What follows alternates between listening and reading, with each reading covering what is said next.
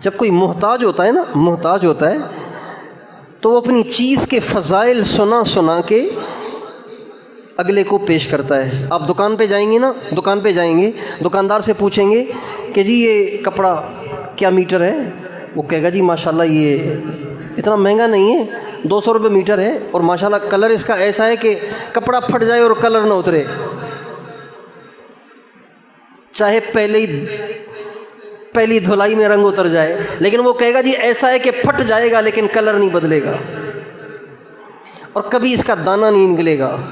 اور مجھ سے تو وہ جو آپ کے ایم پی ہیں نا وہ بھی لے کر گئے ہیں، چاہے نہ ہی لے کے گئے ہوں، جھوٹے جھوٹے فضائل سنا کے وہ اپنی چیز پہ قائل کرنے کی کوشش کرے گا۔ کیوں؟ محتاج ہے، چاہتا ہے کہ اس کی جیب سے کچھ پیسے نکالوں۔ ان آیات میں اللہ تعالیٰ اپنی رحمت کی وسعت بتا رہے ہیں، اپنی رحمت کی وسعت بتا رہے ہیں، اپنے بندوں کو اپنی طرف مائل کر رہے ہیں، اپنے بندوں کو اپنی طرف مائل کر رہے ہیں، اپنے بندوں کو اپنی طرف متوجہ کر رہے ہیں۔ کیوں؟ کیا محتاج ہیں؟ محتاج نہیں ہیں، مہربان ہیں، محتاج نہیں ہیں، مہربان ہیں۔ ماں کو اولاد کی اس لیے بھی ضرورت ہے کہ ماں کو اولاد سے محبت ہے، اس لیے بھی ضرورت ہے کہ بڑھاپے میں اولاد ہی تو کام آتی ہے۔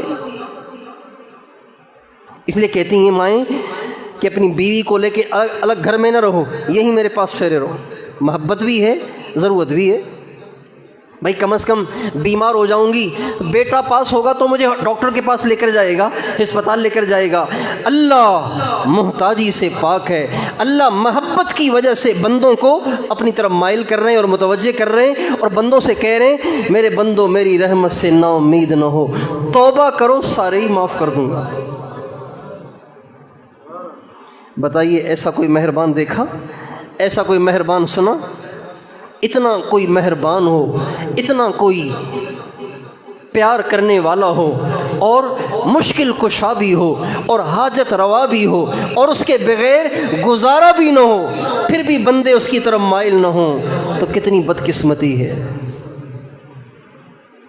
اتنا مہربان ہو، اتنا پیار کرنے والا ہو، اور سب سے بے نیاز ہو، سب کو اس کی ضرورت ہو، اس کے بغیر کسی کا کوئی کام نہ چلتا ہو، پھر بھی اس کی طرف متوجہ نہ ہونا اور اسے راضی نہ کرنا اور اسے نہ منانا، یہ کتنی بڑی کم نصیبی، کتنی بڑی بدبختی ہے۔ میرے دوستو، آج زمانے کے حالات ہمیں بتا رہے ہیں کہ اللہ ہم سے ناراض ہو گیا ہے، اللہ ہم سے روٹھ گیا ہے۔ یہ مسلسل بارشیں جنہوں نے لوگوں کے گھر بہا دیے، اور ہزاروں لاشیں بہہ گئیں، ہزاروں بچے بہہ گئے، اور کچے گھر گر گئے، اربوں کی فصلیں برباد ہو گئیں، سڑکیں ٹوٹ گئیں، اور مزدور اور غریب بے روزگار کے گھر کا چولہا بجھ گیا، لیکن بارش رکنے کا نام ہی نہیں لے رہی۔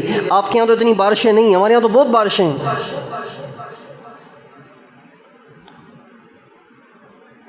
یہ بتا رہی ہیں کہ اللہ ناراض ہے، اللہ ناراض ہے، اور اللہ یہ بارشیں بھیج بھیج کے ہمیں بتا رہا ہے میں ناراض ہو گیا ہوں، مجھے منانے تو آؤ نا،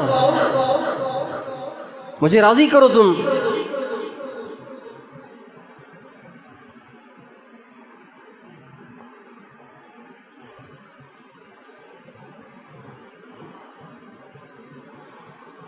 باپ ناراض ہو جائے، بچے کی ذمہ داری ہے کہ باپ کو منائے جا کر۔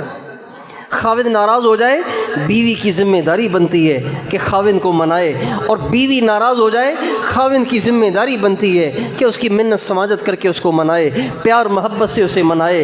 ماں ناراض ہو جائے، اس کو منانا ذمہ داری بنتی ہے۔ میرے دوستو، اللہ ہم سے روٹھا ہوا ہے، ساری دنیا دیکھ رہی ہے کہ اللہ ناراض ہے، اللہ روٹھا ہوا ہے۔ کیا ہم ان حالات کو دیکھ کے اللہ پاک کے سامنے رو کر اللہ پاک کو منانے کی کوشش کر رہے ہیں؟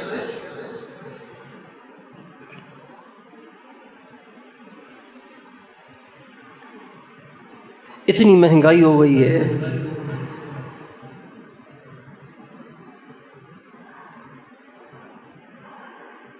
لیکن ہم یہ نہیں سمجھ رہے کہ اللہ ناراض ہو گیا ہے۔ ایسا نفسہ نفسی کا عالم ہے، نفسہ نفسی کا عالم ہے کہ پریشانی میں بھائی کو بھی فون کرنے کو دل نہیں کرتا، سگے بھائی کو فون کرنے کو دل نہیں کرتا، پتہ ہے کہ کام نہیں آئے گا، خام خواہ دل دکھے گا، کیا فائدہ؟ ایسا نفسا نفسی کا عالم ہے، پھر بھی احساس نہیں ہو رہا کہ اللہ ناراض ہے۔ اس لیے میرے دوستو، آج کے زمانے کی سب سے بڑی میری اور آپ کی ضرورت یہ ہے کہ ہم اپنے روٹھے ہوئے اللہ کو منائیں، راضی کریں۔ اور دنیا میں سب سے زیادہ منانا اللہ کو آسان ہے۔ دنیا میں کسی کو منانا اتنا آسان نہیں ہے جتنا اللہ کو منانا آسان ہے۔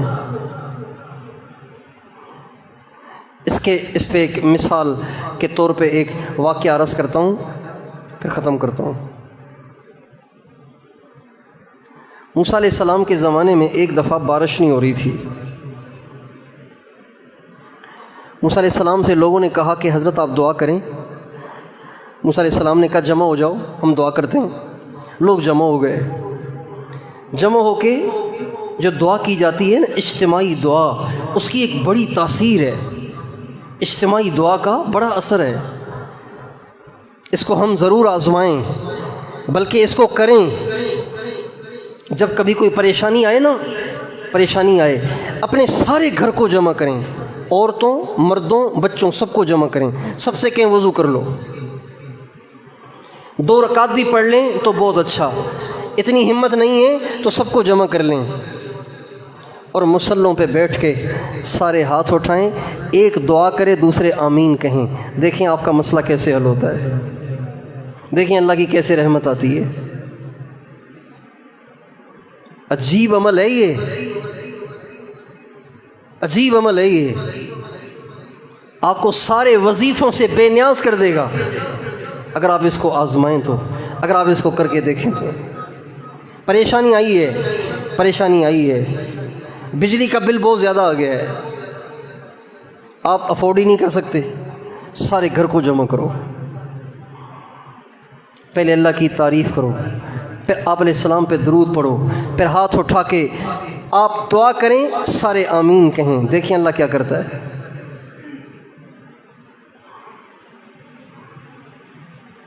آپ کا فریج جل گیا ہے، موٹر جل گئی ہے، یہی مسائل ہیں نا آج کل، چھوٹے چھوٹے مسائل جن کو ہم سوار کر لیتے ہیں۔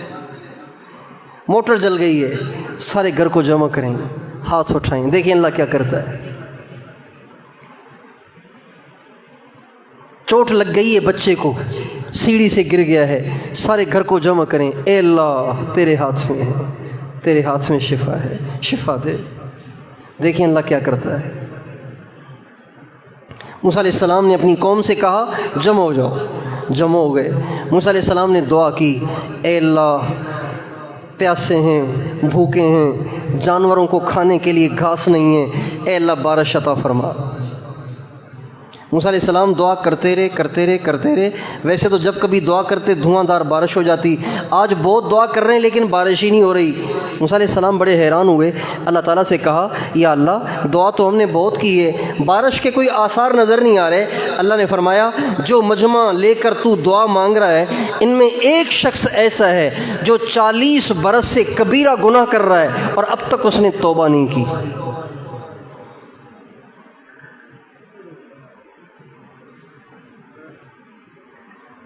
موسیٰ علیہ السلام لوگوں کی طرف متوجہ ہوئے اور آپ نے فرمایا بھائی آپ لوگ جو میرے ساتھ آئیں دعا مانگنے کے لیے، آپ میں سے جو ایسا شخص ہے جو 40 برس سے کبیرہ گناہوں میں مبتلا ہے اور اب تک اس نے توبہ نہیں کی، مہربانی کر کے وہ نکل جائے تاکہ ہم دعا کریں۔ حدیث شریف میں آتا ہے جب موسیٰ علیہ السلام نے یہ اعلان کیا تو وہ جو 40 برس سے گناہ کر رہا تھا، اس کو تو پتہ تھا کہ میں ہوں، اس نے سوچا کہ یا اللہ یہ عجیب مصیبت میں پھنس گیا میں، اگر میں کھڑا ہوتا ہوں تو رسوا ہو جاؤں گا، ساری بستی میں ذلیل ہو جاؤں گا، سارے علاقے میں ذلیل ہو جاؤں گا کہ نبی کے زمانے میں ایک شخص 40 برس سے کبیرہ گناہ کر رہا ہو اور توبہ بھی نہ کر رہا ہو، اس کی کیا عزت رہے گی۔ یا اللہ اگر کھڑا ہوتا ہوں تو بے عزت ہو جاؤں گا، بیٹھا رہوں گا تو بارش رکی رہے گی، اللہ کوئی بیچ کا راستہ نکال، یہیں بیٹھے بیٹھے میرے 40 برس کے گناہوں کو معاف فرما۔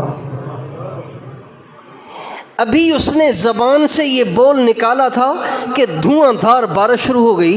موسیٰ علیہ السلام نے اللہ تعالیٰ سے پوچھا، یا اللہ یہ کیا ماجرا ہے؟ آپ نے کہا 40 برس کا گناہ گار بیٹھا ہوا ہے تو دعا کیسے قبول ہو؟ تو نکلا تو کوئی نہیں اور بارش اتنی تیز ہو گئی، یہ کیسے ہوا؟ تو اللہ نے فرمایا، اے موسیٰ سقیتکم بالذی منعتکم بہ، جس کی نحوست سے بارش رکی ہوئی تھی اس کی برکت سے میں نے بارش برسائی ہے۔ ارے اتنا بڑا ولی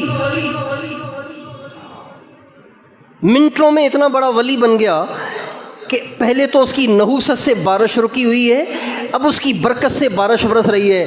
تو اللہ تعالیٰ سے موسیٰ علیہ السلام کہنے لگے، ارنی ذالک العبد الطائع، اے اللہ مجھے وہ بندہ دکھانا کہ وہ کون ہے جس نے اتنی جلدی تجھے راضی کر لیا، جو اتنی جلدی تجھے راضی کر لیتا ہے، اللہ مجھے اس کی زیارت تو کرا۔ تو اللہ نے فرمایا، انی لم افضحہ وہو یعصینی افافضحہ وہو یطیعنی، میرے موسیٰ جب وہ میرا نافرمان تھا میں نے اس کا نام بتا کے اس کی غیبت نہ کی، اس کو رسوا نہ کیا، آج جب وہ توبہ کر کے ولی بن چکا ہے تو میں تجھے اس کا نام بتا کے کیسے اسے رسوا کروں؟